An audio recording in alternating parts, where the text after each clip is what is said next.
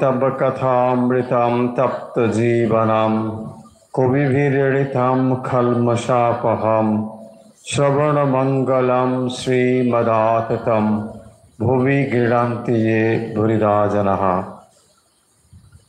श्री श्री रामकृष्ण कथामृत আপনাদের কাছে নতুন বই নয়, বইটি আপনারা সবাই ইতিমধ্যে নিশ্চয়ই জানেন এবং নিয়মিত অনেকে পাঠ করেন। কথামৃত হলো শ্রী রামকৃষ্ণের মুখনিসৃত বাণী। যখন মাস্টারমশাই ঠাকুরের কাছে যেতেন তখন বিভিন্ন বিষয়ে যে সেখানে চর্চা হতো সেই সমস্ত বিষয় মাস্টারমশাই প্রথমের দিকে নিজের জন্য এবং পরবর্তী সময়ে খুব সাংকেতিকভাবে সেগুলোকে লিখে রাখতেন, যাতে করে তার থেকে ভবিষ্যতে তিনি সেই রস আস্বাদন করতে পারেন। কথামৃতের আমরা বিভিন্ন জায়গা থেকে ইতিমধ্যে পাঠ করেছি এবং কথামৃত যে কোনো জায়গা থেকেই পাঠ করা যায়, কারণ কথামৃতের যে আলোচ্য বিষয় এর মধ্যে খুব একটা যে ধারাবাহিকতা আছে সেরকম নয়। অর্থাৎ যে প্রথম পরিচ্ছেদ না পড়লে দ্বিতীয় পরিচ্ছেদ বোঝা যাবে না, ঠিক এরকম ব্যাপার নয়। তাই আমরা বিভিন্ন বিষয় নিয়ে আলোচনা করি এবং আজ আমরা যে বিষয়টি পড়ব এটি আগেই আমরা বললাম 19শে সেপ্টেম্বর 1884। এখানে পঞ্চম পরিচ্ছেদ খানিকটা বর্ণনা বা ওই হাজরা মশাইয়ের কথাটা রয়েছে। আমরা ঠিক তার পরের যে অংশটি সেইটি পড়ব। এর শিরোনাম হলো ঈশ্বর প্রার্থনা কি শোনেন, ঈশ্বরের জন্য ক্রন্দন করো শুনবেন। আমরা আজকের ক্লাসের থাম্বনেলে এই প্রশ্নটি দিয়েছি, ফলে নিশ্চয়ই আপনারা বুঝতে পারবেন কোন জায়গা থেকে আমরা পাঠ করছি। ঈশ্বর প্রার্থনা কি শোনেন, এটি আজকে যে অংশটি আমরা পড়ব তার শিরোনাম। শ্রীরামকৃষ্ণ বলছেন হাজরার প্রতি, তুমি যা করছো তা ঠিক, কিন্তু ঠিক ঠিক বসছে না। তুমি যা করছো ঠিক, কিন্তু ঠিক ঠিক বসছে না। মাস্টারমশাই যে কথা এখানে উল্লেখ করেছেন শ্রীরামকৃষ্ণ এবং হাজরার প্রতি যে কথোপকথন, শ্রীরামকৃষ্ণ হাজরাকে বলছেন তুমি যা করছো তা ঠিক। তো হাজরা কি করেন? হাজরা ভগবানের নাম করেন, তিনি জপ করেন, কিন্তু বলছেন তুমি যা করছো ঠিক, কিন্তু ঠিক ঠিক বসছে না। কারোর নিন্দা করো না, পোকাটিরও না। তুমি নিজেই তো বলো লোমশ মুনির কথা, যেমন ভক্তি প্রার্থনা করবে তেমনি ওটাও বলবে যেন কারো নিন্দা না করি।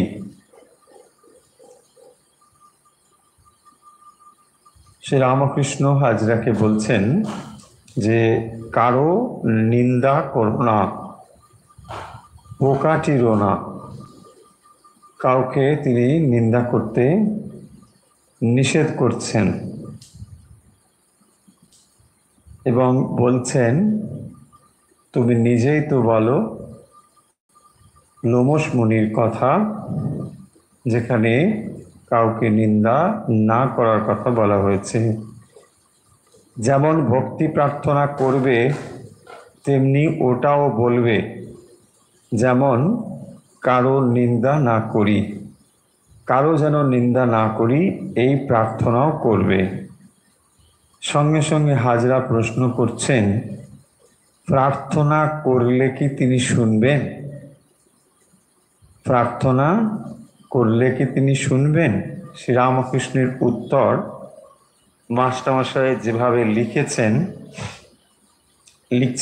100 বার, কিন্তু কথাটা তিনি এইভাবে লিখেছেন, প্রথমে 1 লিখেছেন, তারপরে টেনে হাইফেন দিয়ে শো, তারপরে আবার হাইফেন দিয়ে বার, 100 বার এইরকম।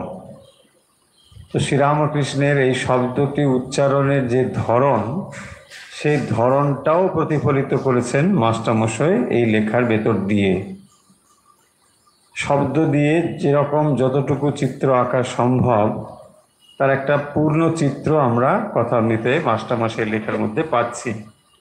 তিনি বলছেন 100 বার প্রার্থনা শুনবেন, তারপরেই বলছেন যদি ঠিক হয়, যদি আন্তরিক হয়, ভগবান প্রার্থনা শুনবেন, কিন্তু সেটা যদি আন্তরিক হয় এবং যদি ঠিক হয় তবে কিন্তু শুনবেন।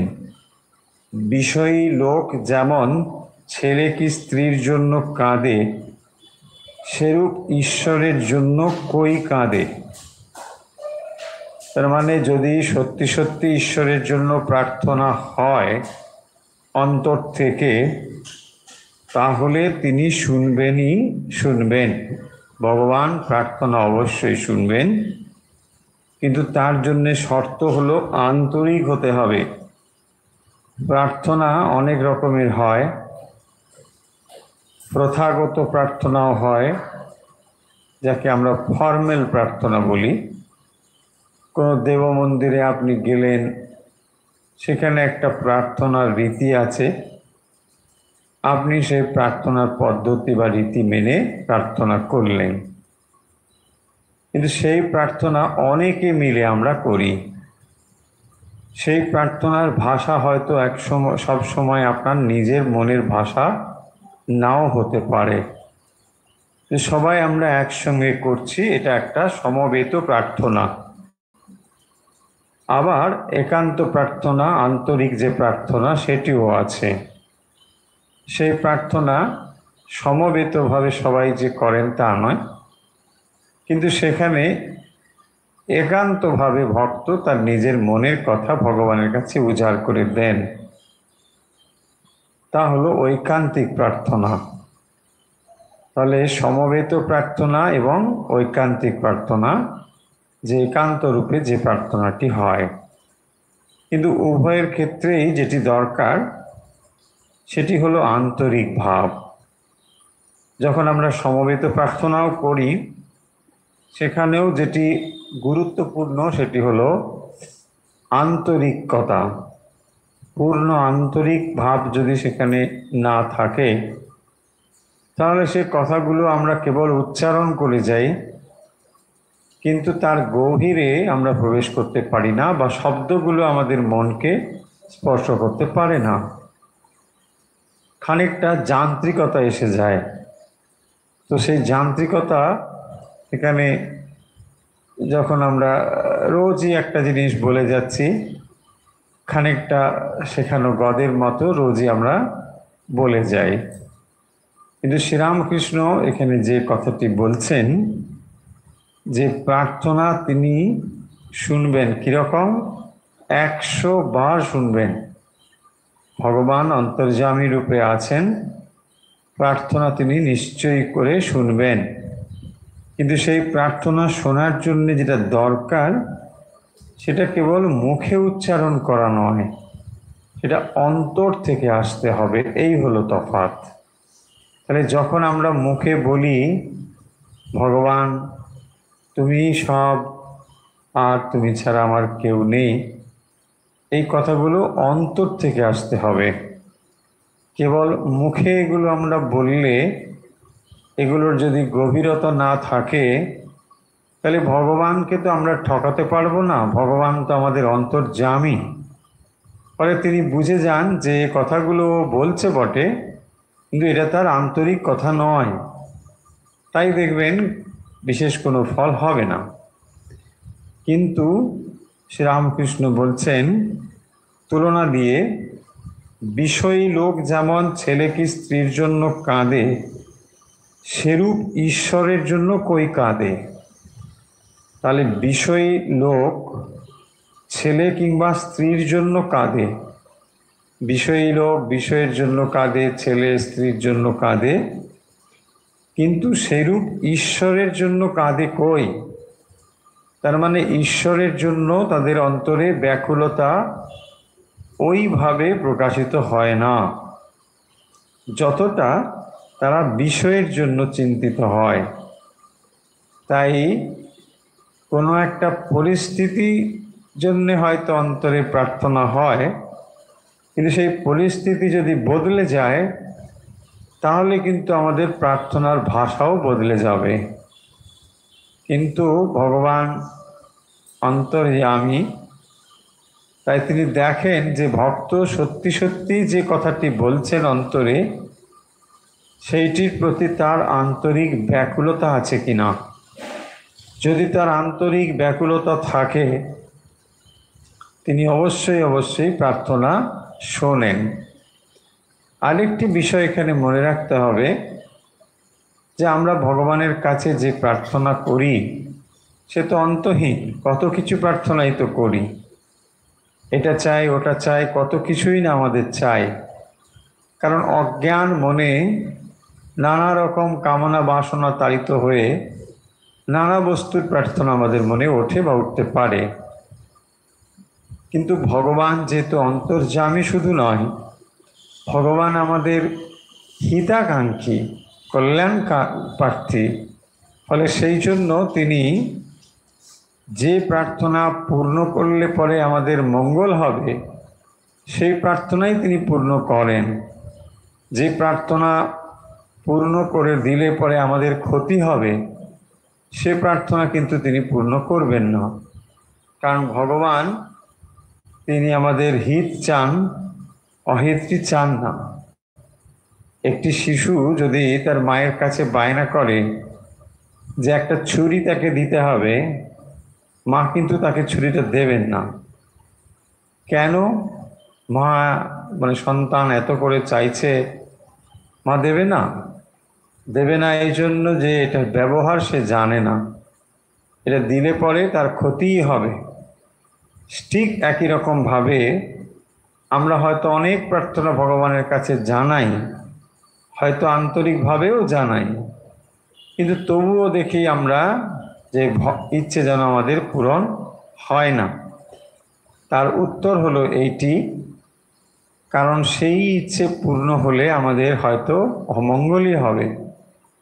তাই ভগবান সমস্ত ইচ্ছে যে আমাদের পূর্ণ করে দেবেন এমন নয়, কিন্তু তার মানেও আবার এ নয় যে তিনি আমাদের প্রার্থনা শোনেন না। প্রার্থনা শোনেন, কিন্তু কোনটা তিনি মঞ্জুর করবেন আর কোনটা মঞ্জুর করবেন না সেটা তিনি বিবেচনা করে নিশ্চয়ই করেন। ফলে আমরা যে শ্রীরামকৃষ্ণ একেবারে স্পষ্ট করে এখানে উত্তর দিচ্ছেন হাজরার প্রশ্নের, যে প্রার্থনা করলে তিনি শুনবেন কি না। তার উত্তর হচ্ছেন 100 বার শুনবে, এই প্রার্থনা যদি আন্তরিক হয়। আর অন্তরের প্রার্থনার জন্য কোনো ভাষার দরকার হয় না, কোনো সঙ্গীতের দরকার হয় না, কোনো সুরেরও দরকার হয় না। কেবল মন আর মুখ স্থির করে যদি ব্যাকুলভাবে কেউ ঈশ্বরের কাছে প্রার্থনা জানায়, সেটা কিন্তু তিনি শুনবেন। ও দেশে একজনের পরিবারের অসুখ হয়েছিল, সারবে না মনে করে লোকটা থরথর করে কাঁপতে লাগলো। অজ্ঞান হয় আর কি। এরূপ ঈশ্বরের জন্য কে করছে, কে হচ্ছে? হাজরা ঠাকুরের পায়ের ধুলো লইতেছেন। শ্রীরামকৃষ্ণ সংকুচিত হইয়া, ওগুলো কি? যার কাছে আমি রয়েছি তার পায়ের ধুলো লব না? ঈশ্বরকে তুষ্ট করো, সকলেই তুষ্ট হবে। তস্মিন তুষ্টে জগৎ তুষ্টম। তো বলছেন, ও দেশে একজনের পরিবারের অসুখ হয়েছিল, সারবে না মনে করে লোকটা থরথর করে কাঁপতে লাগলো, অজ্ঞান হয় আর কি। তার মানে যখন মানুষ খুব বিপদে পড়ে, জাগতিক বিষয়েও যখন খুবই একেবারে বিপদের মুখে মানুষ দাঁড়ায়, তখন সে ভয়ে কাঁপতে থাকে। কারণ যে অবস্থা হবে, হঠাৎ করে যে দুঃখের মধ্যে তাকে পড়তে হবে, সেই অবস্থা চিন্তা করেও সে থরথর করে কাঁপে। সেই কথাটি সেখানে উল্লেখ করেছেন, মানে অজ্ঞান হয়ে যাবে তার আগের অবস্থা। এরূপ ঈশ্বরের জন্য কে হচ্ছে? তাহলে আমরা এখন এই উপমা থেকে খানিকটা ধারণা করতে পারলাম যে শ্রীরামকৃষ্ণ আসলে ব্যাকুলতা বা আন্তরিকতা বলতে ঠিক কোন অবস্থাটা বুঝিয়েছেন। যখন একজন বিষয়ী মানুষ, তিনি বিষয় সংসার সম্পত্তি নিয়ে রয়েছেন, এবং তার মধ্যে যখন একজনের অসুখ হয়েছে এবং সেটি যখন খুবই মারাত্মক একটি অবস্থা নিয়েছে, তখন তার যে মনের অবস্থা হয়, অত্যন্ত বিপদে পড়লে পরে যখন মানুষের অবস্থা খুবই ব্যাকুল হয়ে ওঠে সেই অবস্থা পরিবর্তনের জন্য, এই রকম মনের অবস্থা যদি হয়, সেইটি বলছেন, তখনই তার মনে একটা আন্তরিক প্রার্থনা আসবে। সেই আন্তরিক প্রার্থনা, সেখানে কোনো ভাষার দরকার হয় না, কিন্তু সেই আন্তরিক প্রার্থনা হলে ভগবান অবশ্যই শুনবেন। তার আগে কেন শুনবেন না? তার আগে শুনবেন না এই জন্য যে সেই প্রার্থনা তখনও ঠিকভাবে আমাদের আন্তরিক হয়ে ওঠেনি।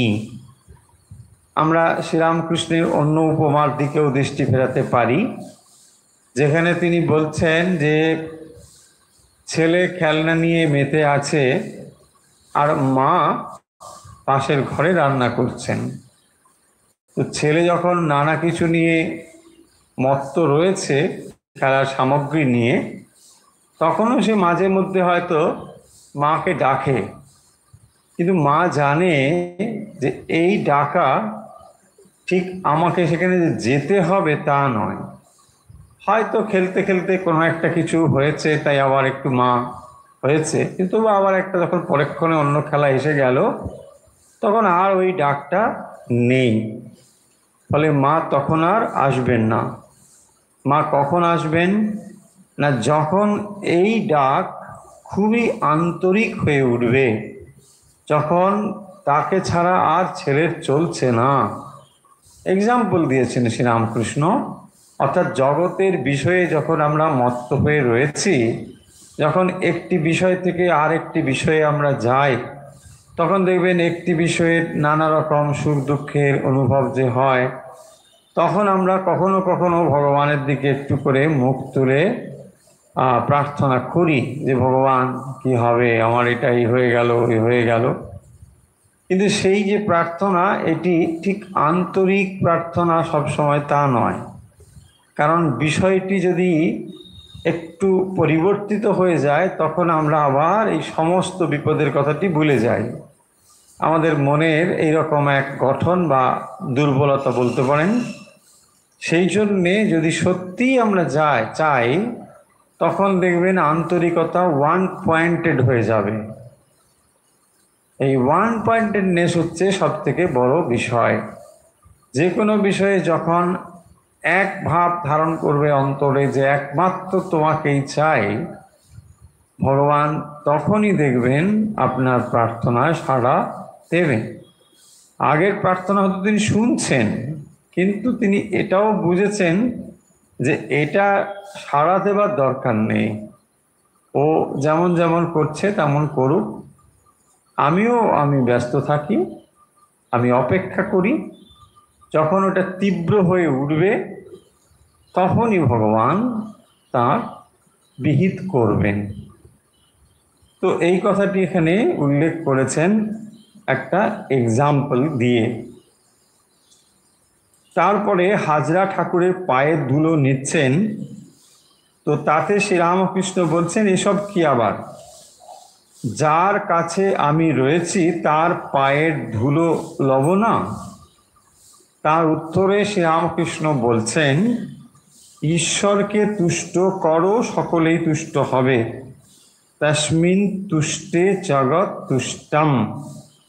তস্মিন তুষ্টে জগৎ তুষ্টম। ভগবান সন্তুষ্ট হলে সমগ্র জগৎ সন্তুষ্ট হবে বলে তিনি সেই মহাভারতের বিখ্যাত যে কাহিনী তা উল্লেখ করেছেন, যে দ্রৌপদীর হাঁড়ির শাক খেয়ে ঠাকুর বললেন, আমি তৃপ্ত হয়েছি। তখন জগৎ শুদ্ধ, জীব তৃপ্ত, হেউ ঢেউ হয়েছিল।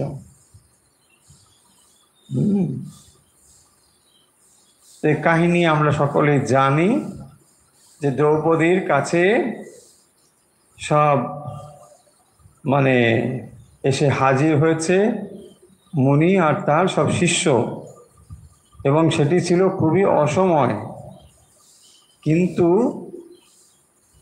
দুর্বাসা খুবই ক্রোধী, তার মুখের সামনে কথা বলার ক্ষমতা কারো নেই। তিনি বললেন যে আমি এখানে আজকে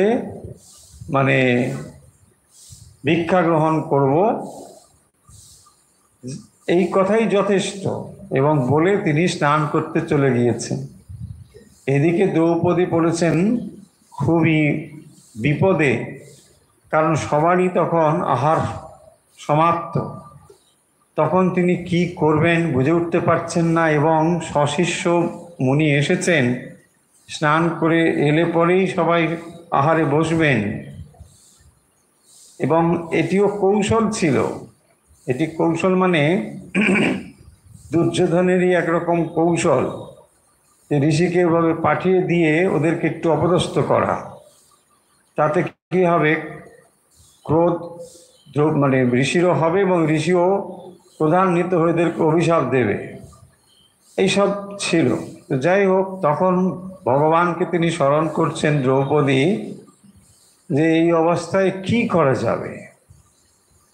তখন সখা কৃষ্ণ তিনি এসে হাজির হয়ে দ্রৌপদীর কাছে বলছেন, দ্রৌপদী, আমার ভীষণ খিদে পেয়েছে, আমার কিছু খেতে দাও। বলছে, কি অবস্থা, আমি সমাধানের জন্যই তোমাকে ডাকলাম, আর তুমি এসে প্রথম আমাকে খেতেই চাইছো? খাওয়ারই তো নেই, খেতে দেবো কি? আরে দেখো, কিছু তো আছে। কিছুই নেই।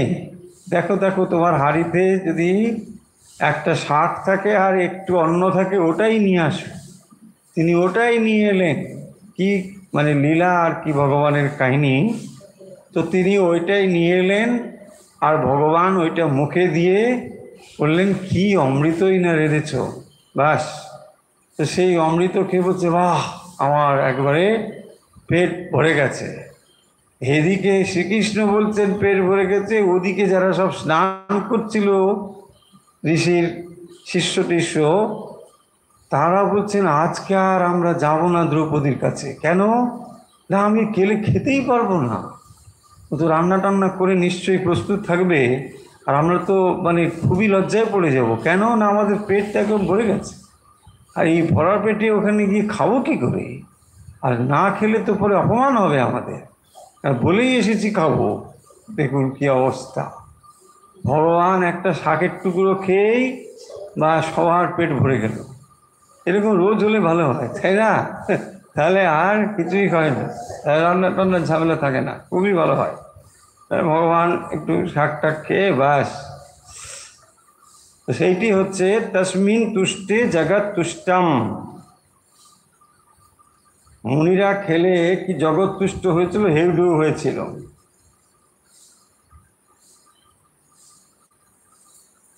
ঠাকুর লোকশিক্ষার্থ কিছু কর্ম করতে হয় এ কথা বলিতেছেন। জ্ঞান লাভের পরও লোকশিক্ষার জন্য পূজাদি কর্ম রাখে। শ্রীরামকৃষ্ণ হাজরাকে বলছেন, জ্ঞান লাভের পরেও লোকশিক্ষার জন্য পূজাদি কর্ম রাখে। আমি কালীঘরে যাই, আমার ঘরের এই সব পট নমস্কার করি, তাই সকলে করে। তারপর অভ্যাস হয়ে গেলে যদি না করে তাহলে মন ফুসফুস করবে। দেখুন শ্রীরামকৃষ্ণ কি বলছেন তাহলে, যে জ্ঞান লাভের পরেও লোক শিক্ষার জন্য পূজাদি কর্ম রাখে। যারা গুরু, জগৎ গুরু, তো তারা কি করেন না, জ্ঞান লাভ যখন হয়ে যায়, নিজের জ্ঞান লাভ তো হয়েই গেল, কিন্তু তখন লোক শিক্ষার জন্য তারা পূজাদি কর্মকে রাখেন। কারণ তিনি যদি কোনো কিছু অবলম্বন না রাখেন তাহলে মানুষ কি করবে না, তাকেই অনুসরণ করবে। লোকস তদনুবর্ততে, তো সমস্ত লোক তাকে অনুবর্তন করবে এবং তার ফলে সাধারণ মানুষের ক্ষতি হবে। তাই যারা জগৎ গুরু তারা লোককল্যাণের জন্য কর্ম থেকে বিরত হন না, যদিও তার নিজের কোনো প্রয়োজন নেই। সেই জন্যে শ্রীরামকৃষ্ণ বলছেন আমি কালীঘরে যাই। তিনি যদি কালীঘরে না যেতেন তাহলে আমাদের মনে ধারণা হতো যে কালীঘরে না গেলেও কোনো ব্যাপার নেই। হ্যাঁ, শ্রীরামকৃষ্ণ অন্যত্র মজা করে বলছেন যে আমি যদি দাঁড়িয়ে পেচ্ছাব করি, আমার অনুগামী যাদেরকে তিনি খুব ভালো করে ভালোবেসে শালারা বলতেন, শালারা ঘুরে ঘুরে করবে। তো তার মানে শ্রীরামকৃষ্ণ যদি কালীঘরে না যান মন্দিরে, তাহলে আমরা ধরবো আরে কালী দরকারই নেই, মঙ্গল আরতি যাওয়ার দরকারই নেই, শুয়েই থাকো, তাই না? শ্রীরামকৃষ্ণও জাননি, এইসব ব্যাপার আছে। সেই জন্য বলছেন আবার ঘরের এইসব পট নমস্কার করি, এই সমস্ত পটের নমস্কারের কোনো প্রয়োজন তার অন্তত ব্যক্তিগতভাবে নেই। তবুও তিনি এটা করেন কেন না, মানুষ তাকে অনুসরণ করবে বলে। তাই সকলে অভ্যাস করে, তারপর অভ্যাস হয়ে গেলে, তাহলে প্রথমে যেটা করা হয়, দেখুন একটা ভালো কোনো কাজ যখন আমরা প্রথম সেটাকে অনুষ্ঠান করবার চেষ্টা করি, তখন কাজের থেকে মানুষটি প্রাধান্য পায়। মানে এই মানুষটি এটা করেছেন, তবে নিশ্চয়ই এই কাজটার প্রতি একটা গুরুত্ব আছে, কারণ মানুষকে তখন আমরা প্রথম মর্যাদা দিচ্ছি। শ্রীরামকৃষ্ণ মানুষ ভালো, তিনি যখন এটা করেন নিশ্চয়ই এটা ভালো, প্রথমে কথা বলছি। এখনও ওই কাজটি সম্বন্ধে আমরা পূর্ণ আস্থাশীল বা শ্রদ্ধাশীল হয়ে উঠিনি, কিন্তু মানুষটা সম্বন্ধে হয়েছি। তাই মানুষটি যখন করেন নিশ্চয়ই ওটা ভালো কাজ। তাহলে প্রথম যখন আমরা অনুসরণ করছি মানুষকে, এবং তারপর তিনি যেটা করেন সেটা খানিকটা যান্ত্রিকভাবে না বুঝেও করছি, কিন্তু তারও গুরুত্ব আছে। বলছেন না বুঝেও যদি আমরা যান্ত্রিকভাবে এটা করি তারপরে কি হবে সেটা বলছেন, তারপর অভ্যাস হয়ে গেলে যদি না করে তাহলে মন হুসফুস করবে। তো তার মানে ওই অভ্যাসটা করতে করতে এখন এমন একটা অবস্থা হয়ে যাবে, না করলে আর ভালো লাগবে না, যেতে হবে। দেখুন এভাবেই হয়, আস্তে আস্তে কোনো একটা জিনিস, কোনো একটা হয়তো অতটা গভীর ভালোবাসা ঈশ্বরের প্রতি হয়নি, কিন্তু কোনো এক ব্যক্তির হাত ধরে, সেটা গুরু হতে পারে, আচার্য হতে পারে, কোনোভাবে আমরা একটু একটু ঈশ্বরকে ভালোবাসার দিকে এগিয়ে যাচ্ছি। তারপরে তিনি দেখলাম তাকে দেখে না মানুষটি করেন, ওই করেন, নিশ্চয়ই এই জিনিসগুলো ভালো, তাহলে তিনি কেন অনুসরণ করেন?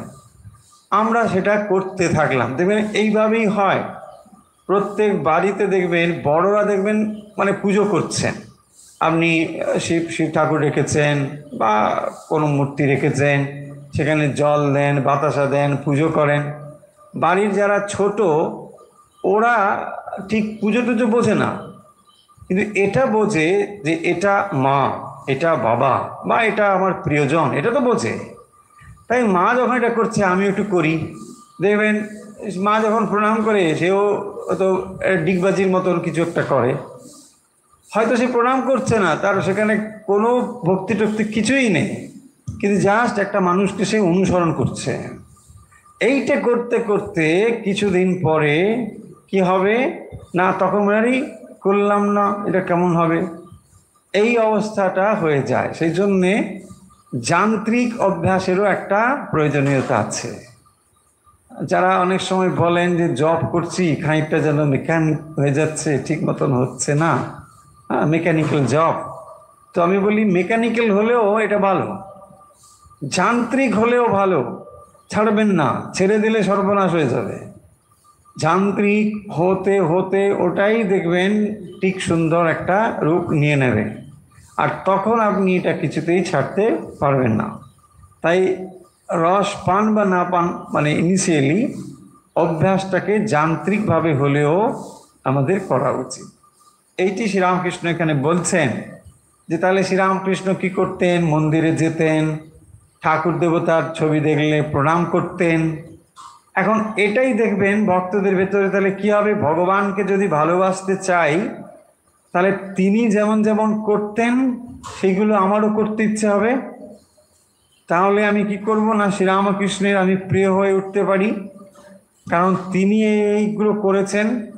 তাই ভগবানের প্রীতির জন্য মানে তিনি যেগুলো যেগুলো করতে পছন্দ করতেন, আমি যদি সেগুলো একটু একটু করে অনুসরণ করি তাহলে তার প্রতি আমার প্রীতি তৈরি হবে। তাই ভগবত প্রীতির জন্য এখন যদি বোর্ড দেখতে পান, দেখুন আমরা ছোট্ট ছোট্ট করে, মানে ছোট মানে দুই দিক থেকেই ছোট, সেন্টেন্সগুলোও ছোট, অক্ষরগুলোও ছোট। ছোট অক্ষর হলে দেখাও খুব মুশকিল, তবু আমরা বলে দিচ্ছি যে পয়েন্ট করে করে আমরা ভগবত প্রীতির মানে লক্ষণ কি এটি আমরা লিখে দিয়েছি। এই লক্ষণগুলো হচ্ছে ভগবত প্রীতির জন্য, ঈশ্বর প্রীতি কি, তাকে দিতে হবে। কাকে দিতে হবে? ভগবানকে। সেই জন্য তাকে দিতে হবে। তাকে ভগবানকে আমরা কি দেব? কামনা, বাসনা আর আসক্তি। ভগবানকে দিতে হবে কামনা, বাসনা, আসক্তি, কারণ তার কাছে এগুলিরই বিসর্জন বা এগুলিরই সমাপ্তি প্রয়োজন। তাই অন্তরে যে কামনা, বাসনা, আসক্তি এসব রয়েছে এগুলোই ঈশ্বরের কাছে সমর্পণ করতে হবে। ভগবানকে যদি ভালোবাসতে চাই এটাই। তারপরে তার থেকে নিতে হবে। ভগবানকে যেমন দেবো তেমন তার থেকে আমরা নিয়েও নেব। কি নেব? তার ত্যাগ, বৈরাগ্য এবং বিবেক। শ্রীরামকৃষ্ণ জীবনে ত্যাগ, বিবেক এবং বৈরাগ্যের মানে ছড়াছড়ি। যে কোনো ঘটনায় আপনি দেখবেন তার জীবনে ত্যাগ বৈরাগ্যের একেবারে চূড়ান্ত নিদর্শন রয়েছে। তো এইগুলোকে আমাদের ভেতরে একটু একটু করে নিয়ে আসতে হবে। কি করে এটা আসবে? দেখুন, এই জিনিসগুলো আমরা ভাবতে পারি যে শ্রীরামকৃষ্ণ জীবনের ত্যাগ অভ্যাস যেভাবে রয়েছে আমরা কি তা পারবো? আমরা কতটা পারবো সেটা বড় কথা নয়, বড় কথা হচ্ছে এই ত্যাগ, বিবেক এবং বৈরাগ্যের যে কাহিনীগুলো রয়েছে শ্রীরামকৃষ্ণের, এবং এর যদি আমি মূল্য দিতে শিখি, মূল্য দিতে শিখি মানে এগুলো যদি আমরা ভ্যালু দিই যে হ্যাঁ এটা একটা বিরাট গুণ, এই ত্যাগ বৈরাগ্য এগুলো একটা বিরাট বিরাট গুণ, কোনো অর্থের দ্বারা এগুলোকে পাওয়া যাবে না। যখন এইটি আপনি বুঝবেন তখন দেখবেন ওই গুণগুলো আপনার অজান্তে আপনার মনের মধ্যে ঢুকে পড়েছে। তার মানে এই ত্যাগ, বিবেক এবং বৈরাগ্য এইগুলো যে মানব জন্মে একটা বড় বড় সম্পদ, একটা বড় গুণ, এটা অন্তত আপনাকে বুঝে উঠতে হবে। তা নাহলে মনে হবে দূর এগুলো আর কি এমন ব্যাপার, কিন্তু এটাই যে বিশাল একটা ব্যাপার এটা আপনাকে ধারণা করতে হবে। আর যখনই আপনি এটাকে বুঝতে পারবেন যেটা বড় গুণ, দেখবেন এটা আপনার অজান্তেই আপনার মনের ভেতরে ঢুকে পড়েছে, ঢুকবে। তাহলে এটাই তার থেকে নিতে হবে, এটাই আমাদের নিতে হবে। সেই জন্যে আমরা স্মৃতি কথা পড়ি, সেই জন্যে আমরা ভগবানের কথা শুনবার চেষ্টা করি। তাতে কি হবে না, ওই জিনিসগুলো আস্তে আস্তে আমাদের মনের মধ্যে ঢুকবে যে ভগবান এইগুলো করেছেন, তিনি এই এই কর্মের অনুষ্ঠান করেছেন, ফলে এগুলোর একটা মর্যাদা রয়েছে। এইটাই তাকে বলতে হবে। তার পরের পয়েন্ট আমরা লিখেছি, তাকে বলতে হবে। তাকে কি বলবো? ভগবানকে আমরা অনেক কিছু বলতে পারি, আমাদের মনের যে গোপন প্রার্থনা সে কথাও আমরা বলতে পারি। তাই প্রীতির লক্ষণ হচ্ছে ভগবানের সঙ্গে ভক্তের একটি আলাদা একটা সুন্দর সুসম্পর্ক গড়ে উঠবে, যার ফলে তার অন্তরের যে প্রার্থনা সেটাও তাকে সে জানাতে পারবে। তাকে বলতে হবে আমাদের মনের গোপন যে সমস্ত কথা প্রার্থনা, তাও তাকে আমরা জানাতে পারি। এগুলো হচ্ছে প্রীতির লক্ষণ। তাকে জিজ্ঞাসা করতে হবে। ভগবানকে কি জিজ্ঞাসা করব? বলছে আমাদের তো কোনো প্রশ্নই নেই। জিজ্ঞাসা করতে হবে মানে ভগবানের কথার রহস্য কি। দেখবেন কথামৃত পড়ে সব সময় সব কথার অর্থ আমরা বুঝি না বা বুঝবো না, কিন্তু কিছু কিছু কথা রয়েছে যা কেবল তিনিই উত্তর দিতে পারবেন, বা অন্য শাস্ত্র পড়েও এই কথাগুলো তার থেকে জেনে নিতে হবে যে ভগবান তুমি কি বলতে চেয়েছো, এটার অর্থ কি, তুমি আমাকে বলে দাও, আমি বুঝি না। এই হচ্ছে তার সঙ্গে কথা, এবং তার কথার রহস্য তাকেই জিজ্ঞাসা করতে হবে এবং তার থেকে সেটা জানতে হবে। তারপরে পয়েন্ট রয়েছে, তার কাছ থেকে খেতে হবে। ভগবানের কাছ থেকে খেতে হবে। কি খাবো? ভগবানের কাছ থেকে আমরা খেতে পারি তার প্রসাদ, ভগবানের প্রসাদ। আর কি? প্রসাদ হলো তখন স্থূল, আর সূক্ষ্ম হচ্ছে তার কথামৃত। কথামৃত হচ্ছে তার সূক্ষ্ম প্রসাদ। একটা স্থূল প্রসাদ আর সূক্ষ্ম প্রসাদ। সূক্ষ্ম প্রসাদ হচ্ছে তার কথামৃত। তাহলে ভগবানের কথামৃত এইটি হচ্ছে তার প্রসাদ। সেই প্রসাদটি তিনি দিয়ে গিয়েছেন জগতের জন্য, সেই প্রসাদটিকে গ্রহণ করতে হবে আর তাকে খাওয়াতে হবে। ভগবানকে খাওয়াতে হবে। কি খাওয়াবো? মালপোয়া। কি খাওয়াবো? ভালো ভালো হালুয়া রাবড়ি। হ্যাঁ, তা নয়। ভগবানকে খাওয়াতে হবে মানে ভগবান যেগুলি খেতে খুব বেশি পছন্দ করেন সেটি হচ্ছে তার নাম। ভগবানের নাম, গান, ধ্যান, জপ, স্তব, স্তুতি, স্তোত্রপাঠ ইত্যাদি, এই সবই হচ্ছে তাকে খাওয়াতে হবে। ভগবানকে এই সব জিনিস খাওয়াতে হবে, ভগবানের থেকে খেতে হবে, তার থেকে নিতে হবে, তাকে দিতে হবে, তাকে জিজ্ঞাসা করতে হবে, এবং এই হলো 6টি। তো এই 6টি হলেই ভগবানের সঙ্গে প্রীতি হয়ে যাবে। বলছে বাহ, সুন্দর তো। হ্যাঁ, সুন্দর। এই 6টি পয়েন্ট মনে রাখবেন, খুবই সুন্দর। ভগবানের প্রীতির 6টি লক্ষণ। এইভাবে আমরা ভগবত প্রীতি গড়ে উঠতে পারি বা ভগবত প্রীতি তৈরি করতে পারি। বটতলায় সন্ন্যাসীকে দেখলাম, সে আসনে গুরু পাদুকা যে আসনে রেখেছে তারই উপরে শালগ্রাম রেখেছে, ও পুজো করছে। আমি জিজ্ঞাসা করলাম, যদি এত দূর জ্ঞান হয়ে থাকে তবে পূজা করা কেন? সন্ন্যাসী বললে, সবই করা যাচ্ছে, এও একটা করলাম, কখনো ফুলটা এ পায়ে দিলাম, কখনো ওই পায়ে দিলাম। তো শ্রীরামকৃষ্ণ কি বলছেন? বটতলায় সন্ন্যাসী দেখলাম। তো তিনি কি করছেন?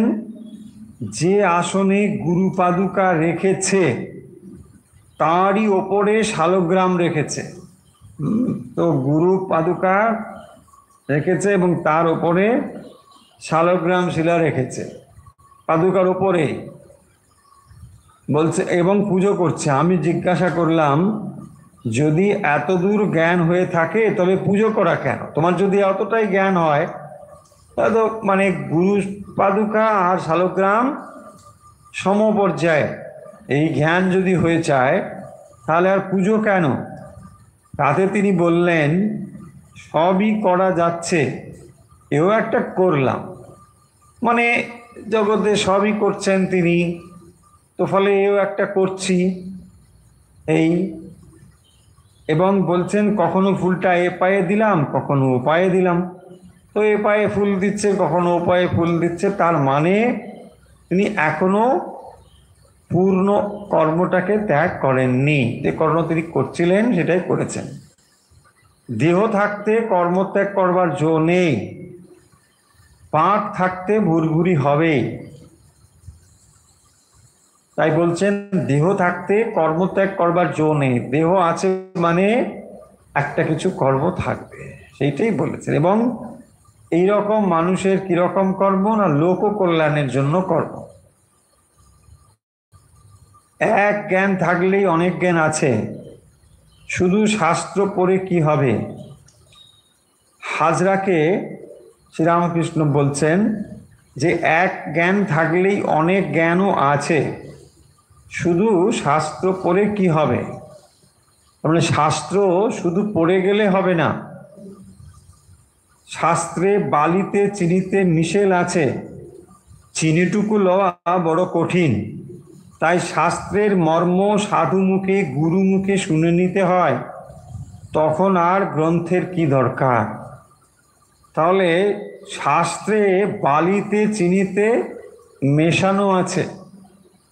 এই যে বালিতে এবং চিনিতে মেশানো, তার মানে শাস্ত্রে ত্যায্য গ্রাহ্য উভয়ই আছে। যদি আমরা চিনিটি গ্রহণ করতে চাই তাহলে বালিটাকে পরিত্যাগ করতে হবে। চিনিটুকু লওয়া বড় কঠিন, তাই শাস্ত্রের মর্ম সাধু মুখে গুরু মুখে শুনে নিতে হয়। তাই শাস্ত্রের মর্ম না শুনে যদি আমরা কেবল গ্রন্থ নিয়েই থাকি তাহলে কিন্তু আসল জিনিসটি আমরা ধরতে বা বুঝতে অনেক সময় পারবো না, সেটি এখানে বলছেন। এবং এটা জানা হয়ে গেলে বলছেন তখন আর গ্রন্থের কি দরকার।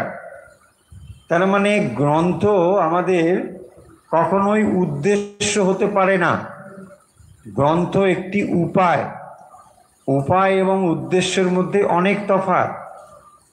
উদ্দেশ্য আর উপায়, উপায় হলো সেই উদ্দেশ্যকে প্রাপ্তির সহায়ক, এর দ্বারা আমরা সেটা পেতে পারি। কিন্তু তার মানে এই নয় যে উদ্দেশ্য থেকে উপায় কখনো মুখ্য হয়ে উঠবে, তা হতে পারে না। কিন্তু অনেক সময় আমাদের তাই হয়ে যায়, আমরা উপায়টিকে এত গভীরভাবে গ্রহণ করি যে সেখানে উদ্দেশ্যটা আমরা অনেক সময় ভুলে যাই। হ্যাঁ, দেখবেন এইটি সব সময় মনে না রাখলে খুবই মুশকিল।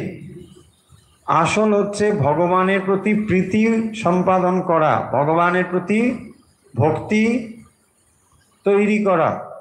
সেটি যদি লক্ষ্য না হয় তাহলে বাকি জিনিসগুলো তা উপায় হতে পারে কিন্তু উদ্দেশ্য তো কখনোই নয়। কিন্তু অনেক সময় আমাদের সেগুলোই অনেক বেশি গুরুত্ব পেয়ে যায়, সেই কথা এখানে বলছেন।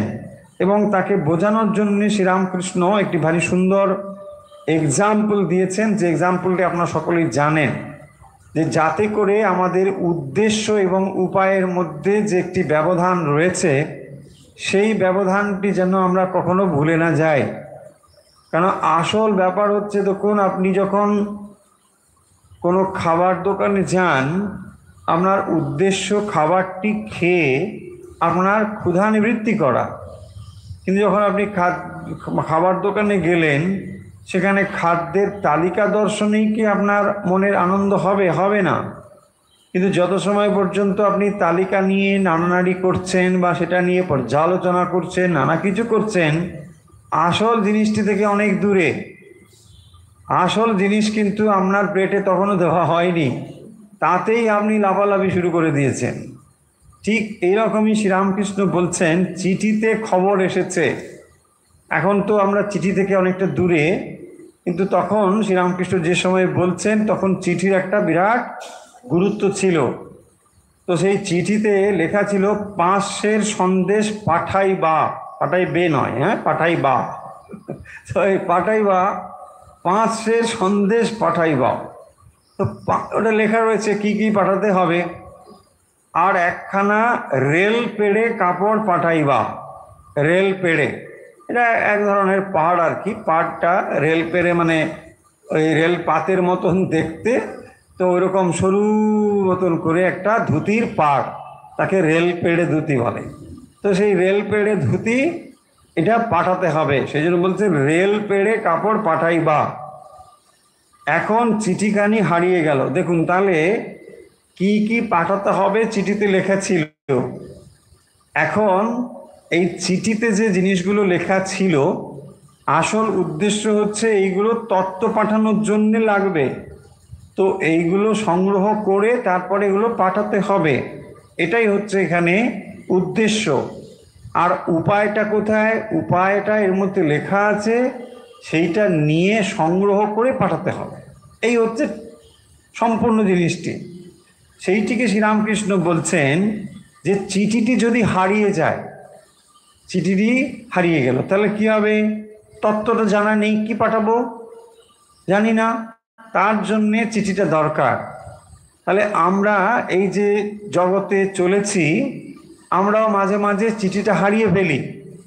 চিঠিটা হারিয়ে ফেলে কি হয়? উদ্দেশ্যটা জানি না, কি করব। সেই জন্যে এই শাস্ত্রগুলোই হচ্ছে সেই চিঠির মতো। কারণ চিঠিতে যেমন লেখা আছে সন্দেশ পাঠাইবা, এই শাস্ত্রেও লেখা আছে এই করিবা। তো সেই জন্যে আমরা যখন সেটা না করি, তখন কি হয় না, ওই চিঠির মতো এটা আমরা ফলো করতে পারি না। তাহলে দেখুন, যেটা যেটা লেখা রয়েছে শাস্ত্রে, ওইটা আমাদের করতে হবে, কেবল ওইটা পড়ে গেলেও হবে না। হ্যাঁ, শ্রীরামকৃষ্ণ অন্যত্র বলছেন যে শাস্ত্রে লেখা রয়েছে, পাঁজিতে লেখা রয়েছে 20 আড়া জল হবে, কিন্তু পাঁজিতে মানে 1 ফোঁটাও জল পড়ে না। বলছে পর 1 ফোঁটা তো পড়, 1 ফোঁটাও পড়ে না। তার মানে পাঁজিতে যাই লেখা থাকুক না কেন, জলটা ওখানে কতটা পড়বে সেটা লেখা আছে কেবল, ওটাই জল নয়। তাহলে চিঠিতে যে কথাটা লেখা রয়েছে সেইটা আমাকে সংগ্রহ করতে হবে, তারপরে সে তত্ত্ব পাঠাতে হবে, তবেই সেটা ঘটবে বা হবে। সেই জন্যে বলছেন তখন ব্যস্ত হয়ে চারিদিকে খোঁজে। তাহলে চিঠিতে যেটা লেখা রয়েছে সেটা এখন সংগ্রহ করতে হবে। তারপরে বলছেন অনেক খোঁজবার পর চিঠিখানি পেলে, পড়ে দেখে লিখছে 500 সন্দেশ একখানা রেল পেড়ে কাপড় পাঠাইবা, তখন চিঠিখানি আবার ফেলে দেয়। আর কি দরকার? দেখুন তাহলে এই চিঠিটি কোথায় গেল, হারিয়ে গেল, সেটার জন্যে এত খোঁজাখুঁজি, কিন্তু চিঠিটি পড়ে তারপরে সেটা ফেলে দিচ্ছে। এখন আর চিঠিটা দরকার নেই। তাহলে এখন কি দরকার? এখন জিনিসগুলো দরকার। এই ঠিক অতটাই হচ্ছে শাস্ত্রের প্রয়োজন। শাস্ত্রে কি লেখা রয়েছে, কি করে ভগবানকে পাওয়া যাবে, কি করে ঈশ্বরে ভক্তি হবে, সেইগুলো জেনে নিয়ে সেই কর্মের অনুষ্ঠান করতে হবে। তা না হলে আমি রোজ শাস্ত্র পড়ে যাচ্ছি, কোনো কিছু চেষ্টাই করছি না, তাহলে কিছুই হবে না। সেই শাস্ত্রই কেবল পড়া হয়ে যাবে, কিন্তু তাতে আমি কিছুই বুঝবো না।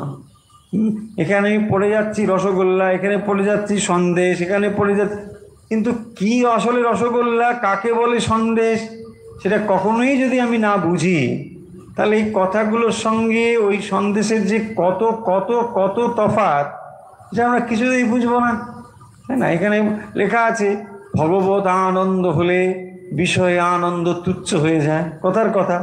তো এটা আমরা পড়েই যাচ্ছি শুধু সবসময়, বিষয় আনন্দ, বিষয় আনন্দ, ঈশ্বর আনন্দ। কিছুই লাভ হবে না। সেই জন্যেই বলছেন যে সেটা জানতে হবে। তাহলে একটা সময় দেখুন এই শাস্ত্র আপনাকে সাহায্য করছে, আবার একটা সময় পরে এই শাস্ত্রের আর দরকার নেই, শাস্ত্র ফেলে দিচ্ছে, তার থেকে হায়ার জিনিস দরকার। এখন সন্দেশ আর কাপড়ের জোগাড় করলেই হলো, সব সন্ধান জেনে তারপর ডুব দাও। পুকুরের অমুক জায়গায় ঘটিটি পড়ে আছে, জায়গাটা ঠিক করে দেখে নিয়ে সেইখানে ডুব দিতে হবে। ঠিক একই রকমভাবে একটা মানে ঘটি হারিয়ে গেছে, তো ঘটিটা কোথায় আছে? পুকুরের অমুক জায়গায় আছে। এইটা যখন জানা হয়ে গেল, এবারে কি করতে হবে? ডুব দিয়ে ঘটিটা তুলতে হবে। সেটাই বলছে, ঘটিটা অমুক জায়গায় আছে, ঘটিটা অমুক জায়গায় আছে, এটাতে কিছু হবে? হবে না। ব্যাস, ভগবানকে ভালোবাসলে মানে জীবনে পূর্ণতা আসে। আসে কি হবে? তোতা পাখির মতো, তাই না? ঠিক এই রকম ভগবান, তিনি সর্বব্যাপী, তিনি আনন্দময়। এ কথা আপনি যতই পড়ুন, আনন্দের কোনো আস্বাদন আমরা করতে পারবো না। সেই ভগবত আনন্দ যে কি আমরা যতবারই পড়ি না কেন বুঝবো না। কিন্তু তখনই আমরা বুঝবো যদি এটা লাভ করবার জন্যে বিন্দুমাত্র চেষ্টা আমাদের তৈরি হয়। এটাই বলা হয়েছে, সিগনিফিকেন্সটা এখানে। আবার এর কথার অর্থ নয় যে কাল থেকে আর বই পড়া বন্ধ করো, তাও নয় কিন্তু। কারণ আমাদের ওই অবস্থাটা এখন হয়েছে কিনা সেটাও জিজ্ঞাসা। মানে ওই যে রেল পেড়ে শাড়ি পাঠাইবা, ধুতি পাঠাইবা, এখন সেইটা হয়েছে কিনা, যদি এই পাঠাইবাটা জানা হয়ে থাকে তাহলে ফেলে দিতে পারে। কিন্তু এইটা যদি পূর্ণ না হয় তাহলে মাঝে মাঝে পড়তেও হবে, তা নাহলে এটা হবে না। শাস্ত্রের মর্ম গুরুমুখে শুনে নিয়ে তারপর সাধন করতে হয়। এই সাধন ঠিক হলে তবেই প্রত্যক্ষ দর্শন হয়। তাহলে এই প্রত্যক্ষ দর্শন না হওয়া পর্যন্ত কেবল কতগুলো কথা পড়ে গেলে কিছু লাভ হবে না। ডুব দিলে তবে তো ঠিক সাধন হয়। বসে বসে শাস্ত্রের কথা নিয়ে কেবল বিচার করলে কি হবে? শালারা পথে যাবারই কথা, শালারা পথে যাবারই কথা, ওই নিয়ে মরছে, মর শালারা ডুব দেয় না। শালারা পথে যাবারই কথা, ওই নিয়ে মরছে। তো তার মানে যে পথে যাবার কথা সেটা যদি কেবল ওই বলতেই থাকে তাহলে কিছু হবে না। যদি বলো ডুব দিলেও হাঙর কুমিরের ভয় আছে, কামক্রোধাদির ভয় আছে, হলুদ মেখে ডুব দাও, তারা কাছে আসতে পারবে না, বিবেক বৈরাগ্য হলুদ। তো তার মানে যে যাত্রা শুরু করে দিলেই যে আমরা পৌঁছে যাব ঠিক তাও নয়, সেখানেও অনেক বাধা রয়েছে ঠিকই, কিন্তু তবুও তিনি বলছেন যে কামক্রোধাদির ভয় আছে, হলুদ মেখে ডুব দাও। তাহলে ডুব দেওয়ার জন্যও সতর্ক হও। আবার যদি কোনো বিপদ আপদ হয়, ঠিক আছে, তবুও তুমি এগিয়ে তো যাও। যতই যাই হোক না কেন, সেই বস্তু প্রাপ্তির জন্যে সেটা সরাসরি না অনুভূতি না হলে পরে এই কথাগুলোর কোনো অর্থ বা গুরুত্ব নেই। এটাই বলতে চেয়েছেন। মানে আমরা যেন এটাকে না ভাবি যে কতগুলো শাস্ত্র কেউ পাঠ করেছে, কতগুলো শাস্ত্র তিনি একেবারে তুখোড় ব্যাখ্যা করে চলেছেন, এর মানে এই নয় যে তিনি রস আস্বাদন করে এসেছেন। হয়েছে? আমরা অনেক সময় এর বিভ্রান্ত হয়ে যাই, যখন খুব পণ্ডিত মানুষ দেখবেন হয়তো একটা শাস্ত্র থেকে একটা শ্লোক বললেন, আবার একটা শ্লোক এখান থেকে ওখান থেকে এমন করতে থাকেন, আমরা মানে এই শব্দের জাগলারিতে একেবারে মেতে যাই আর ভ্রান্ত জিনিস ভুল বুঝে ফেলি। আর বাপরে বাপ, ইনি নিশ্চয়ই মানে ভগবানে একেবারে শুয়ে আছেন বা একবার ধরে রেখেছেন। অনেক সময় তা কিন্তু নয়। এটা হচ্ছে ভুক্তয়ে নতমুক্তয়ে, এটা মানুষকে একরকম তাক লাগানোর ব্যাপার। পাণ্ডিত্য যেগুলো, সেগুলো শুষ্ক পাণ্ডিত্যের মধ্যে এটাই আছে। মানুষকে দেখবেন একটা বিরাট মানে এটা দেখানোর ব্যাপার এসব থাকে, দেখবেন তাতে তার নিজের কিছু হয় না। এরকম দেখবেন ভগবত কথা লোকে মানে পেটের জন্যে করে, অর্থের উপার্জনের রাস্তা হিসেবে করে। বিদেশে তো এরকম রয়েছে, চার্চগুলোতে যারা ধর্মযাজক এরা তারা একটা চাকরি হিসেবে করে। হ্যাঁ, আমাদের দেশেও রয়েছে, অন্য ধর্মে রয়েছে। তো সেখানে দেখবেন মানে যারা যারা ওইরকম মানে ধর্মযাজক হিসেবে থাকে, ধর্মের গুরু, তো তারা কিন্তু ওটা চাকরি করে বিদেশে। মানে এটা পড়ানো হয়, ইউনিভার্সিটিতে পড়ানো হয়। আপনি সেটা পাশ করলে পরে তারপরে আপনি একটা চার্চের আপনি দায়িত্বে থাকতে পারবেন। তো সেটা ওদের একটা চাকরি, ওখানে একটা স্যালারি আছে। কিন্তু এই স্যালারির জন্যে তো আর মানে ভগবান লাভ বড় আলাদা জিনিস। ঠিক সেই রকমভাবে বলছেন যে যারা ভগবত আনন্দ লাভের জন্য অগ্রসর হবেন, ভক্ত হওয়ার জন্য যাবেন, তারা ডুব দিতে হবে। তার মানে সাধন ভজন করতে হবে, কেবল কথাগুলো শুনলেই হবে না। তাহলে কোন কথা থেকে কোন কথা এলো আমরা সামাপ করলেই বুঝতে পারবো। প্রথম কথাটি শুরু হয়েছিল যে ঈশ্বর কি প্রার্থনা শোনেন, ঈশ্বর প্রার্থনা শোনেন, তার উত্তরে শ্রীরামকৃষ্ণ একেবারে আপনাকে আশ্বাস করে দিয়ে বলছেন, মানে অবশ্যই শুধু নয় 100 বার শোনেন। মাস্টারমশাই যেভাবে লিখেছেন, লেখার স্টাইলটাও আপনাদের বলে দিই। এক, তারপরে একটু হাইফেন দিয়ে শো, তারপরে হাইফেন দিয়ে বার লিখেছেন, 100 বার। হ্যাঁ, এইভাবে। তার মানে খুব জোর দিয়ে বলছেন যে অবশ্যই অবশ্যই শোনেন। কিন্তু একটি শব্দ আছে এখানে, সেই শব্দটি হলো আন্তরিক। যদি আন্তরিক হয় তবেই শুনবে। তাহলে দুটো জিনিস হতে পারে, একটা মৌখিক আর একটা আন্তরিক। তার মানে অনেক সময় আমরা যে প্রার্থনাগুলো করি তা বেশিরভাগ সময় কি হয়, মৌখিক, মুখে মুখে। যেমন ওই সেই বুড়িমার গল্প বলেছিলাম, কি বলেছিলাম, বনের পথে যেতে যেতে বুড়িমা বলছে আমার বোঝাটা তুলে দাও। তার আগে আছে কি বলছে, আর বাঁচতে ইচ্ছে নেই, মরে যাব।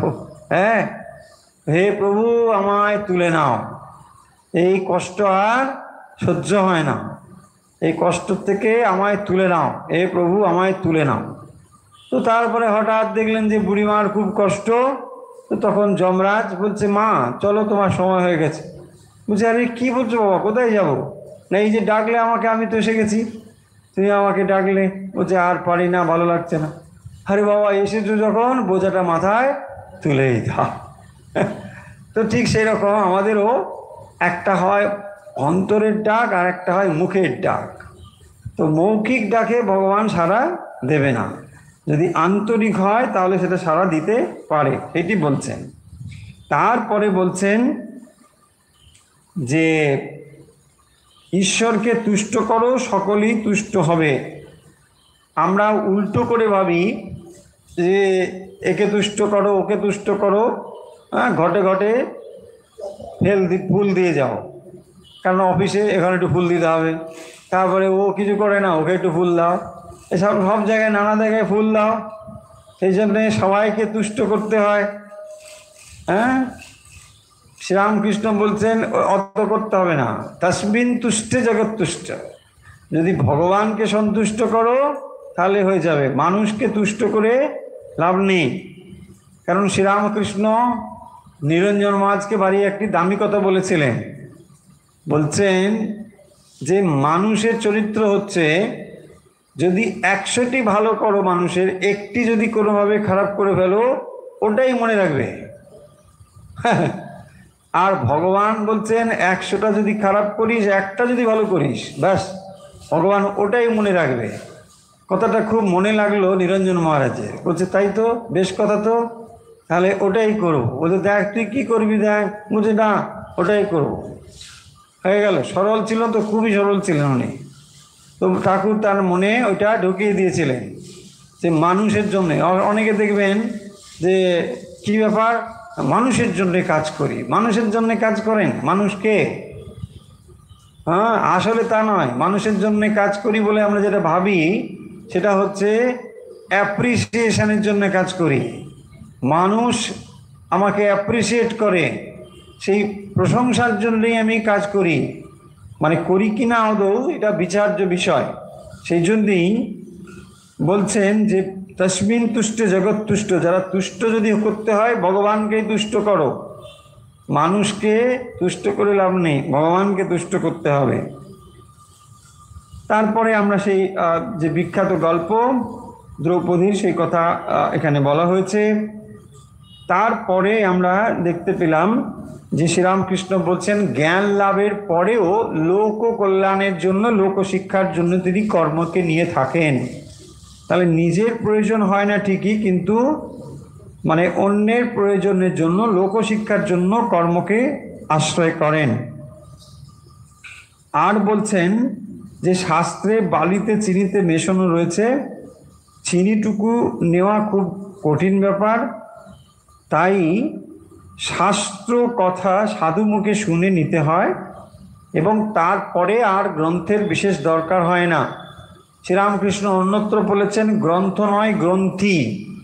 গ্রন্থ একটা নিঃসন্দেহে বাধা, কিন্তু সেই বাধাটি মানে জেনে তারপর ফেলে দেওয়া, অর্থাৎ গ্রন্থের যে সমস্ত বিষয় সেগুলো জেনে তারপর তাকে ফেলে দেওয়া। এই ছিল মোটামুটি আজকের যে অংশটা আমরা পড়লাম। এবং তার মধ্যে প্রীতি উৎপাদনের যে 6টি লক্ষণের কথা, ভগবত প্রীতি উৎপাদনের, সেটি আর একবার খুবই ছোট্ট করে বলে দিই। তাকে দিতে হবে, মানে কামনা বাসনা আসক্তি ভগবানের কাছে সমর্পণ করতে হবে, তাকে দিতে হবে, তার থেকে নিতে হবে, মানে ত্যাগ বৈরাগ্য বিবেক। আর তাকে বলতে হবে আমার মনের গোপন প্রার্থনা, আমার মনের যে সমস্ত প্রার্থনা তা ঈশ্বরকে জানাতে হবে। তাকে জিজ্ঞাসা করতে হবে, অর্থাৎ ভগবানের কথার যে সমস্ত রহস্য রয়েছে, শাস্ত্র কথার যে রহস্য, তা একমাত্র ভগবানই জানেন। তাই ভগবানের যদি জিজ্ঞাসা করতে হয়, আমার মনের প্রার্থনা ভগবানকেই জিজ্ঞাসা করব। তার কাছ থেকে খেতে হবে মানে ভগবানের থেকে, ভগবানের যে প্রসাদ সেটি আমরা গ্রহণ করব। আর কি করব, এখানে ভগবানের কথামৃত হলো তার সূক্ষ্ম প্রসাদ। তারপরে বলা হয়েছে যে তাকে খাওয়াতে হবে। ভগবান যেমন খাবেন, আমরা কি খাওয়াই না, ভগবানকে দেখবেন ফল মূল মিষ্টি আদি নানা কিছু নৈবেদ্য দিই। ভগবান সব থেকে যেটি গ্রহণ করতে ইচ্ছুক সেটি হচ্ছে তার নাম, জপ, ধ্যান, স্তব, স্তুতি, পাঠ, এইগুলি ভগবান বেশি পছন্দ করেন। তাহলে ভগবানের যদি আমরা প্রীতি উৎপাদনে উৎসাহী হই, তাহলে এই বিষয়গুলো মনে রাখলেই হয়ে যাবে। তাহলে আজকের কথা আমরা এখানে শেষ করছি।